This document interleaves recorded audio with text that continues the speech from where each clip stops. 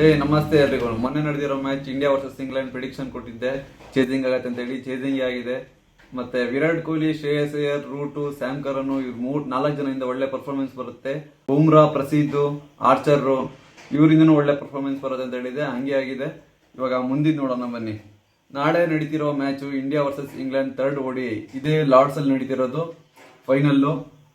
Head to head match. ಯಾರು ಹಿಂಗೆ ಆಡ್ತಾರೆ, ಈ ಪಿಚ್ ಕಂಡೀಷನ್ ಹೆಂಗಿದೆ ಅಂತ ನೋಡೋಣ. ಇದು ಲಾರ್ಡ್ಸ್ ಅಲ್ಲಿ ನಡೀತಿರೋದು. ಈ ಪಿಚ್ ಬಗ್ಗೆ ಹೇಳ್ಬೇಕು ಅಂದ್ರೆ, ಈ ODI highest score 334, lowest score 83. ಈ ಲಾರ್ಡ್ಸ್ ಅಲ್ಲಿ ನಡೀತಿರೋ ಮ್ಯಾಚು ಆಲ್ಮೋಸ್ಟ್ ಎಲ್ಲದೂ ಸ್ಕ್ವೇರ್ ಶೇಪ್ ಇರುತ್ತೆ, ಇಲ್ಲಾಂದ್ರೆ ಓವಲ್ ಶೇಪ್ ಇರುತ್ತೆ ಬೌಂಡ್ರೀಸು. ಹಂಗೆ ಅದ್ರ ಬಗ್ಗೆ ನೋಡೋಣ ಹೆಂಗಿರುತ್ತೆ, ಎಷ್ಟು ಮೀಟರ್ಸ್ ಇರುತ್ತೆ ಅಂತ. ಟ್ರೈಟು 76 ಮೀಟರ್ಸ್ ಇರುತ್ತೆ. ಲಾಂಗ್ ಆನು 79 ಮೀಟರ್ಸ್ ಇರುತ್ತೆ. ಡೀಪು 57 to 55 ಇರುತ್ತೆ. ಹಂಗೆ ಥರ್ಡ್ ಮ್ಯಾನ್ ಮತ್ತೆ ಫೈನ್ ಲೆಗ್ಗು 64, 63 ಹಿಂಗಿರುತ್ತೆ. ಈ ಪಿಚ್ಚು ಬಾಲರ್ಸಿಗೆ ತುಂಬ ಹೆಲ್ಪ್ ಇರುತ್ತೆ.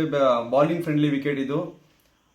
ಪೇಸರ್ಸಿಗೆ ತುಂಬ ಹೆಲ್ಪ್ ಆಗುತ್ತೆ. ಔಟ್ ಸ್ವಿಂಗು ತುಂಬ ಆಗುತ್ತೆ ಈ ಪಿಚ್ಚಲ್ಲಿ. ಸ್ಪಿನ್ನರ್ಸ್ ಕೂಡ ಹೆಲ್ಪ್ ಆಗುತ್ತೆ, ಆದರೆ ಜಸ್ಟ್ ಹೆಲ್ಪ್ ಆಗುತ್ತೆ, ಜಾಸ್ತಿ ಏನು ಹೆಲ್ಪ್ ಆಗಲ್ಲ. ಹಾಗೆ ಈ ಪ್ರಿಡಿಕ್ಷನ್ ನೋಡೋದಾದ್ರೆ 2 ಟೀಮ್ನ ಸ್ಕ್ವಾಡ್ ನೋಡೋಣ.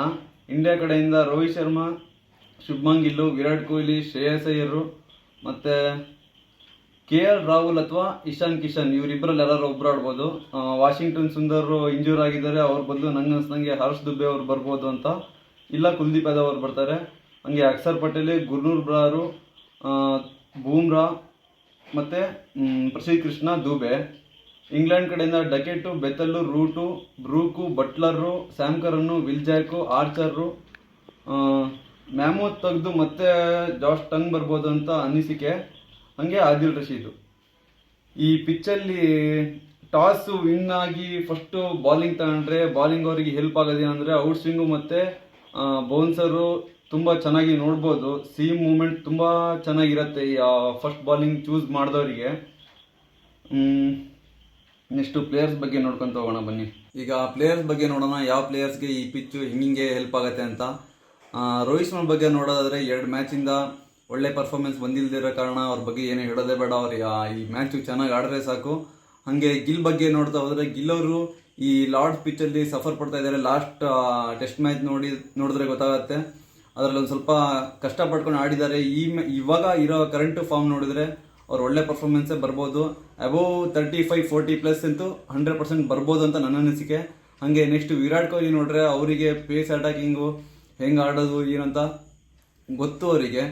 ಅವ್ರು ಕೂಡ ಗಿಲ್ ಜೊತೆ ಒಳ್ಳೆ ಪಾರ್ಟ್ನರ್ಶಿಪ್ ಬರ್ಬೋದು. ಒಳ್ಳೆ ಪಾರ್ಟ್ನರ್ಶಿಪ್ ಅಂದರೆ ಬರುತ್ತೆ, ಒಂದು 50+ ಪಾರ್ಟ್ನರ್ಶಿಪ್ ಅಂತ ಬರುತ್ತೆ. ಅವ್ರ ಬ್ಯಾಟಿಂದ ಒಂದು 35-40+ ರನ್ಸ್ ಅಂತೂ ಬಂದೇ ಬರುತ್ತೆ.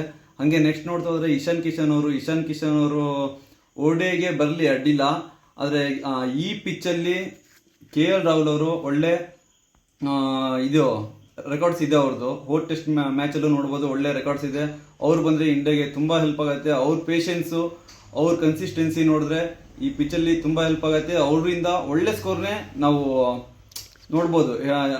ನೋಡ್ಬೋದು ಅಂದರೆ ಒಂದು 40+ ಅಂತಲೇ ಇರ್ಬೋದು, ಇಲ್ಲ 50+ ಅಂತಲೇ ಅನ್ಕೊಡ್ರಿ. ಅವ್ರು ಚೆನ್ನಾಗಿ ಆಡ್ತಾರೆ.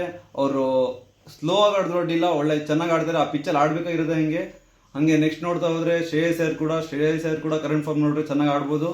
ಇಲ್ಲ ಆಡ್ತಾರೆ, ಒಂದು 30+ ಅಂತೂ ಆಡ್ತಾರೆ. ಇಲ್ಲ ಅಂದರೆ 30+ ಒಳಗಡೆನೇ ಹೋಗ್ಬೋದು, ಹೇಳೋಕ್ಕಾಗಲ್ಲ. ಅವ್ರದ್ದು ಕನ್ಸಿಸ್ಟೆನ್ಸಿ ಮೇಲೆ ಹೋಗುತ್ತೆ. ನೆಕ್ಸ್ಟ್ ಹಾಗೆ ನೋಡ್ತಾ ಹೋದರೆ ಇಂಗ್ಲೆಂಡ್ ಕಡೆಯಿಂದ ಬೆನ್ ಡಕೆಟ್ ಅವರು ಕೂಡ 40 ಇಲ್ಲ 35+ ಅಂತೂ 100% ಆಡ್ತಾರೆ. ಬೆತಲ್ ಅವ್ರದ್ದು ಪ್ಲೇಸ್ಮೆಂಟೇ ಅದೆಲ್ಲ ಹೇಳಬೇಕಂದ್ರೆ, ಪ್ಲೇಸ್ಮೆಂಟ್ ಅವ್ರದ್ದು 4th ಇಲ್ಲ 5th ಅಂತ ಬಂದರೆ ಒಳ್ಳೆ ಪರ್ಫಾರ್ಮೆನ್ಸ್ ಬರುತ್ತೆ ಅವ್ರ ಕಡೆಯಿಂದ. ಇವ್ರದ್ದು ಫಸ್ಟಿಗೆ ಓಪನಿಂಗ್ ಬರೋದ್ರಿಂದ ಒಂದು ಸ್ವಲ್ಪ ಅವ್ರು ಕಷ್ಟಪಡ್ತಾರೆ. ಬಾಲರ್ಸ್ ಹಿಂಗೆ ಯಾವ್ಯಾವ ಥರ ಹಾಕ್ತಾರೆ, ಬಾಲ್ ಯಾಕಡೆ ಹೋಗ್ತಾರೆ, ಅದೇ ಅವ್ರದ್ದು ಒಂದು ಸ್ವಲ್ಪ ಕನ್ಫ್ಯೂಷನ್ನು. ಮಿಡಲ್ ಆರ್ಡರಲ್ಲಿ ಬಂದರೆ ಅವ್ರು ಒಂದು ಸ್ವಲ್ಪ ಕನ್ಸಿಸ್ಟೆನ್ಸಿ ತಗೊಂಡೋಗ್ತಾರೆ. ಇವಾಗ ನೆಕ್ಸ್ಟು ರೂಟು ಫಸ್ಟ್ ಇನ್ನಿಂಗ್ಸ್ ಆದರೆ ಚೆನ್ನಾಗಿ ಆಡ್ತಾರೆ. ಒಂದು 30 ಇಲ್ಲ 40+ ಅಂತೂ 100% ಬಂದೇ ಬರುತ್ತೆ. ಸೆಕೆಂಡ್ ಇನ್ನಿಂಗ್ಸ್ ಅಂದರೆ ಡೌಟು, 40 ಅಂಡರ್ಸಲ್ಲೇ 100% ಔಟ್ ಆಗೋ ಚಾನ್ಸಸ್ ತುಂಬ ಇದೆ. ನೆಕ್ಸ್ಟ್ ಬ್ರೂಕ್ 2 ಚೇಸಿಂಗ್ ಅಥವಾ ಫಸ್ಟ್ ಬ್ಯಾಟಿಂಗ್ ಆಗಲಿ ಎರಡರಲ್ಲೂ ಒಳ್ಳೆ ಪರ್ಫಾರ್ಮೆನ್ಸ್ 100% ಈಸಲಿ ಕೊಡ್ತಾರೆ. ಅಬೋವ್ 30-40 ಆಯಿತು ಅಂದರೆ 50+ ರನ್ ಬಂದರೂ ಹೇಳೋಕ್ಕಾಗಲ್ಲ, ಚೆನ್ನಾಗಿ ಆಡ್ತಾರೆ. Next Sam Curran bat with ball ಎರಡರಿಂದನೂ ಒಳ್ಳೆ ಪರ್ಫಾರ್ಮೆನ್ಸ್ ಬರುತ್ತೆ. ಹಾಗೆ ವಿಲ್ ಜಾಕ್ ಕೂಡ ಒಳ್ಳೆ ಪರ್ಫಾರ್ಮೆನ್ಸ್ ಕೊಡ್ತಾರೆ. ಅವ್ರದ್ದು ಫಿನಿಶಿಂಗ್ ಬರೋದ್ರಿಂದ ಅವ್ರದ್ದು ಫಿನಿಶಿಂಗ್ ಟಚ್ ಕೊಟ್ಟೋದ್ರೆ ಸಾಕು, ಇಷ್ಟೇ ರನ್ ಬೇಕು ಅಂತ ನಾವೇನು ಎಕ್ಸ್ಪೆಕ್ಟ್ ಮಾಡೋಕ್ಕಾಗಲ್ಲ. ಬಾಲಿಂಗಲ್ಲಿ ಒಳ್ಳೆ ಕನ್ಸಿಸ್ಟೆನ್ಸಿಯಿಂದ ಒಳ್ಳೆ ಚೆನ್ನಾಗೇ ಬಾಲಿಂಗ್ ಮಾಡ್ತಾರೆ, ಕಂಟ್ರೋಲ್ ಕೆಪಾಸಿಟಿ ಇದೆ, ಅವ್ರು ಕಂಟ್ರೋಲು ಮಾಡ್ತಾರೆ. ಆ ಪಿಚ್ಚಲ್ಲಿ ಸ್ಯಾಮ್ ಕರನಿಗೂ ಒಳ್ಳೆ ಹೆಲ್ಪ್ ಆಗುತ್ತೆ, ಇವ್ರಿಗೂ ಹೆಲ್ಪ್ ಆಗುತ್ತೆ. ನೆಕ್ಸ್ಟು ಹೇಳ್ತಾ ಹೋದರೆ ಇವ್ರದ್ದು ಲೋಯರ್ ಆರ್ಡ್ರ್ ಕೂಡ ಚೆನ್ನಾಗಿದೆ. ಹಾಗೆ ನೆಕ್ಸ್ಟು ಬಾಲಿಂಗಲ್ಲಿ ಯಾರ್ಯಾರಿಗೆ ಹೆಲ್ಪ್ ಆಗುತ್ತೆ ಅಂದರೆ ಬೂಮ್ರಾ, ಪ್ರಸಿದ್ದು, ಮತ್ತು ಆರ್ಚರು, ಗಸ್ ಅಟ್ಕಿನ್ಸನ್ನು, ಮತ್ತು ಇವರು ಮ್ಯಾಮೋದ್ ಬದಲು ಜಾಸ್ ಟಂಗ್ ಕೂಡ ಬರ್ಬೋದು. ಟಂಗು ಅವ್ರದ್ದು ಪೇಸ್ ಅಟಿಂಗ್ ಚೆನ್ನಾಗಿದೆ, ಬೌನ್ಸರು ಚೆನ್ನಾಗಿದೆ, ಅವ್ರು ಬಂದರೂ ಅಡ್ಡಿಲ್ಲ. ಮ್ಯಾಮೋದ್ ಬದಲು ಅವ್ರು ಬಂದರೂ ಅಡ್ಡಿಲ್ಲ. ಇವರು ಬೂಮ್ರಂಗೂ ಒಳ್ಳೆ ಹೆಲ್ಪ್ ಆಗುತ್ತೆ. ಅವ್ರದ್ದು ಔಟ್ ಸ್ವಿಂಗು ವೇರಿಯೇಷನ್ಸು ತುಂಬ ಚೆನ್ನಾಗಿದೆ, ಅವ್ರಿಗೆ ಹೆಲ್ಪ್ ಆಗ್ಬೋದು. ಪ್ರಸಿದ್ಧ ಮತ್ತು ಅವರಿಬ್ಬರಿಂದನೂ ಒಂದು 2ರಿಂದ 3 ವಿಕೆಟ್ ಎಕ್ಸ್ಪೆಕ್ಟ್ ಮಾಡ್ಬೋದು ನಾವು ಆರಾಮಾಗಿ. ಮತ್ತು ಸ್ಯಾಮ್ ಕರನ್ ಮತ್ತು ಆರ್ಚರಿಂದಂತೂ ಈ ಲಾರ್ಡ್ಸಲ್ಲಿ ತುಂಬ ಒಳ್ಳೆ ಪರ್ಫಾರ್ಮೆನ್ಸ್ ಇದೆ. ಆಲ್ಮೋಸ್ಟ್ ಎಲ್ಲ ಮ್ಯಾಚಲ್ಲೂ 2ರಿಂದ 3 ವಿಕೆಟ್ ಅಂತೂ 100% ಕೊಡ್ತಾ ಇದ್ದಾರೆ ಅವರು. ನಾಳೆ ಕೂಡ ತಗೊಂಡ್ರೆ ಅದರಲ್ಲಿ ಏನು ಆಶ್ಚರ್ಯ ಅನ್ನೋದೇ ಇರಲ್ಲ, ಒಳ್ಳೆ ಚೆನ್ನಾಗಿ ಆಡಿಸ್ತಾ ಇದ್ದಾರೆ. ಸ್ಯಾಮ್ ಕರನ್ನಿಂದನೂ ಒಳ್ಳೆ ಎಕ್ಸ್ಪೆಕ್ಟೇಷನ್ ಇರುತ್ತೆ ನಮ್ಮ ಕಡೆಯಿಂದ. ಆದಿಲ್ ರಶೀದ್ ಕೂಡ ಈ ಪಿಚ್ಚಲ್ಲಿ ಒಳ್ಳೆ ಪರ್ಫಾರ್ಮೆನ್ಸ್ ಕೊಡ್ಬೋದು. ನನ್ನ ಅನಿಸಿಕೆ ಆದಿಲ್ ರಶೀದ್ ಕೂಡ ನಾಳೆ ವಿಕೆಟ್ ತಗೊಳ್ಳೋ ಸಾಧ್ಯತೆ ತುಂಬ ಇದೆ. ಮತ್ತೆ ಹೇಳೋದು ಬೇಕು ಅಂದರೆ ಈ ಪಿಚ್ಚಲ್ಲಿ ಅಬೌಟ್ 280 ರನ್ಸ್ ಬಂದರೂ ಸಾಕು, ಇದರಲ್ಲಿ ಆಡಿಸ್ಕೊಳ್ಳೋಕ್ಕೆ ಒಳ್ಳೆ ಚಾನ್ಸ್ ಅನ್ನೋದೇ ಇದೆ. ಸೆಕೆಂಡ್ ಬ್ಯಾಟಿಂಗ್ ಆಡೋರಿಗೆ 280 ಚೇಸ್ ಮಾಡೋದೇ ಒಂದು ತುಂಬ ಕಷ್ಟ. 280 ರನ್ ಹೊಡೆದ್ರು ಸಾಕು. ಯಾರು ಫಸ್ಟ್ ಬ್ಯಾಟಿಂಗ್ ಆಡ್ತಾರೆ 280-300 ರನ್ ಹೊಡೆದ್ಬಿಟ್ರೆ ಅವ್ರು ಆಲ್ಮೋಸ್ಟ್ ವಿನ್ನಿಂಗ್ ಸ್ಟೇಜಲ್ಲಿ ಇರ್ತಾರೆ ಅಂತ ನನ್ನ ಅನಿಸಿಕೆ.